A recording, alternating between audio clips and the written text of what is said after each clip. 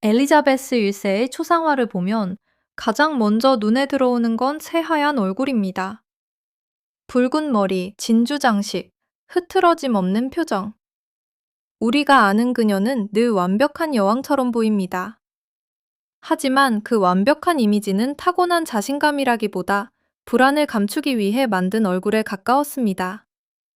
대관식 날짜를 정하는 일부터 결혼 문제, 흉터를 가리는 화장, 공정 사람들의 비밀 결혼까지 엘리자베스는 자기 주변의 거의 모든 것을 통제하려 했습니다. 왜 그렇게까지 해야 했을까요? 오늘 이야기는 그 질문에서 시작합니다. 엘리자베스 1세는 영국의 황금기를 연 여왕으로 기억됩니다. 스페인의 무적 함대와 맞섰고 셰익스피어가 활동하던 시대의 상징이기도 하죠. 하지만 그녀의 삶을 가까이 들여다보면 화려한 승리보다 먼저 보이는 것이 있습니다. 바로 불안입니다.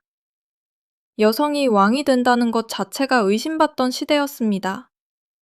결혼하면 남편이 권력을 가져갈 수 있고, 결혼하지 않으면 후계 문제가 나라를 흔들 수 있었습니다.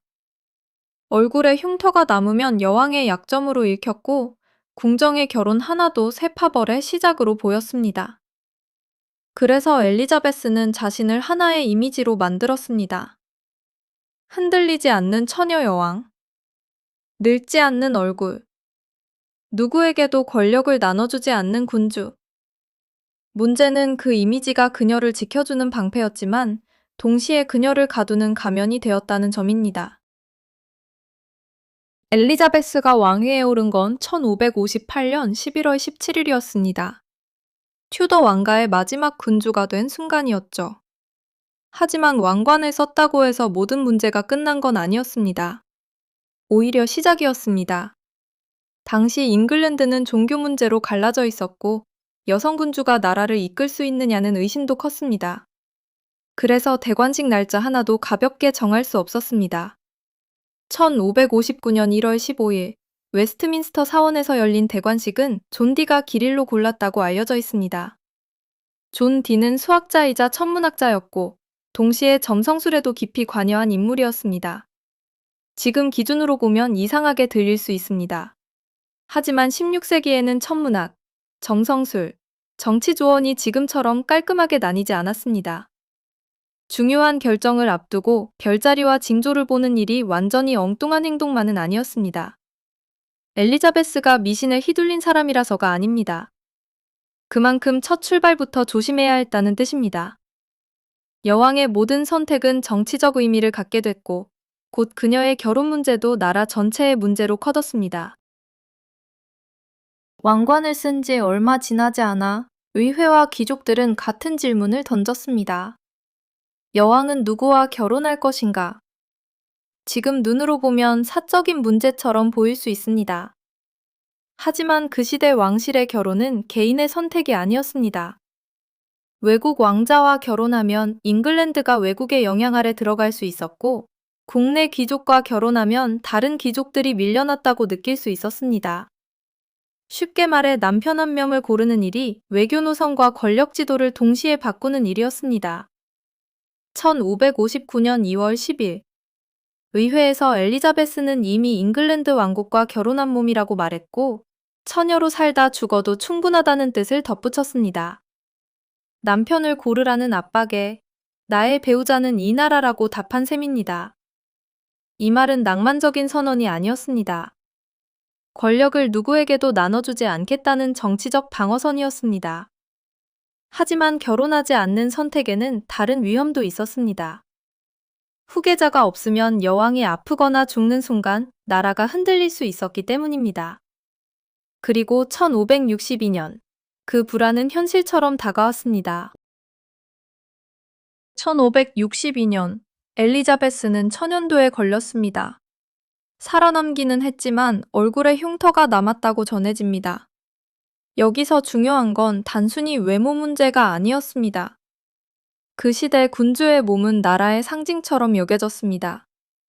여왕이 약해 보이면 사람들은 나라가 약해졌다고 받아들일 수 있었습니다.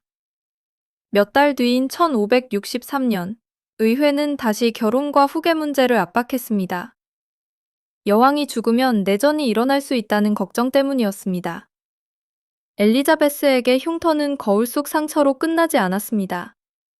정치적 약점이 될 수 있는 흔적이었습니다. 그래서 그녀는 점점 더 강한 이미지를 만들어야 했습니다.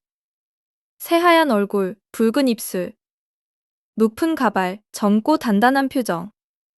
납성분이 든 흰 화장품을 썼다는 이야기도 오래 전해지지만 실제 사용 여부는 단정하기 어렵습니다. 분명한 건 당시 흰 얼굴이 권위와 품격을 보여주는 중요한 표현이었다는 점입니다. 완벽한 얼굴은 허용이 아니라 생존 전략에 가까웠습니다. 하지만 얼굴을 숨길수록 그녀는 더 완벽한 여왕처럼 보여야 했습니다. 그리고 그 기준은 궁정 사람들의 사생활에까지 뻗어갔습니다. 엘리자베스가 결혼하지 않겠다고 했다고 해서 궁정에서 사랑이 사라진 건 아니었습니다. 오히려 사랑은 더 위험한 일이 됐습니다. 대표적인 인물이 로버트 더들리입니다. 그는 엘리자베스와 가까운 사이였고 한때 결혼 상대로 거론되기도 했습니다. 하지만 더들리와 결혼하면 귀족들이 반발할 것이라는 소문이 돌았습니다. 여왕의 애정은 곧 권력의 방향으로 읽혔기 때문입니다. 문제는 여왕 자신의 관계만이 아니었습니다. 궁정 사람들의 결혼도 정치였습니다. 1578년 레티스 놀리스는 로버트 더들리와 비공개로 결혼했습니다. 이 사실을 안 엘리자베스는 크게 분노했고 레티스는 이후 궁정에서 사실상 밀려났습니다. 1591년에는 월터 롤리가 엘리자베스 스롱모턴과 허락 없이 결혼했고 이듬해 두 사람은 런던탑에 갇혔습니다. 왜 이렇게까지 했을까요? 궁정의 결혼은 두 사람의 연애로 끝나지 않았습니다. 가문과 가문이 손을 잡고 새로운 파벌이 생기는 일이었습니다. 여왕 입장에서는 사랑이 아니라 권력이 새는 틈처럼 보였던 겁니다. 결혼하지 않는 여왕이라는 이미지는 이렇게 작동했습니다. 자기 결혼을 막는 데서 끝나지 않고 주변 사람들의 결혼까지 통제하는 방식으로 이어졌습니다. 그렇다고 엘리자베스가 결혼이라는 카드를 완전히 버린 건 아니었습니다. 결혼하지 않는 것도 전략이었지만 결혼할 듯 말 듯 협상하는 것도 전략이었습니다. 그 대표적인 상대가 프랑수와 드 앙주였습니다. 프랑스 왕실 인물이었고 엘리자베스보다 훨씬 젊었습니다. 이 혼인 협상은 1578년부터 1582년 무렵까지 중요한 외교 카드로 이어졌습니다. 결혼하면 얻는 것도 있었습니다. 프랑스와 가까워지면 스페인을 견제할 수 있었습니다.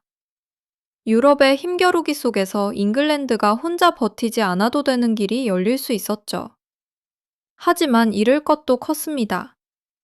외국인 남편에 대한 반감, 가톨릭 세력에 대한 불안, 여왕의 권력이 남편 쪽으로 넘어갈 수 있다는 걱정이 한꺼번에 커졌습니다.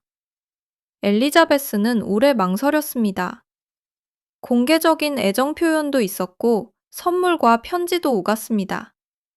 하지만 결국 결혼은 이루어지지 않았습니다. 1580년대 초가 지나면서 이 협상은 힘을 잃었습니다. 이 선택은 엘리자베스다운 결론이었습니다. 가능성은 끝까지 손에 쥐고 실제 권력은 나누지 않는 것. 그녀는 결혼을 포기한 것이 아니라 결혼 가능성마저 통치 도구로 쓴 셈입니다. 시간이 흐를수록 엘리자베스의 이미지는 더 단단해졌습니다. 하지만 실제 몸은 그렇지 않았습니다. 나이가 들면서 치아 문제와 건강 문제도 커졌다고 전해집니다. 단 것이 귀했던 시대에 설탕은 부의 상징이었고 귀족 사회의 화려한 식탁과도 연결돼 있었습니다. 엘리자베스가 단 것을 즐겼고 치아 문제를 겪었다는 기록도 이런 배경 속에서 이해할 수 있습니다. 하지만 공식 초상화 속 여왕은 늙지 않았습니다. 그림 속 얼굴은 언제나 단정하고 젊고 강했습니다. 사람 엘리자베스는 늙어갔지만 여왕 엘리자베스는 계속 완벽해야 했습니다.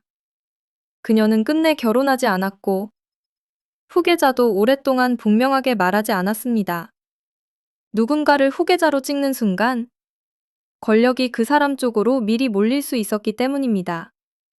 이 방식은 한동안 효과가 있었습니다.